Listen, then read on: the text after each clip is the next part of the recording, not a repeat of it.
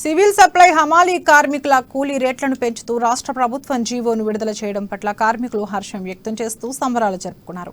ఆదిలాబాద్లోని పౌర సరఫరాల శాఖ గోదాం ఎదుట కొనసాగుతున్న సమ్మెను వారు విరమించారు. టపాసులు కాల్చి స్వీట్లు పంచుకుని కార్మికులు సంబరాలు చేసుకున్నారు. కార్మికుల పోరాట ఫలితం వల్లనే రాష్ట్ర ప్రభుత్వం జీవోను విడుదల చేస్తుందని ఏఐటీయూసీ రాష్ట్ర కార్యదర్శి విలాస్ అన్నారు.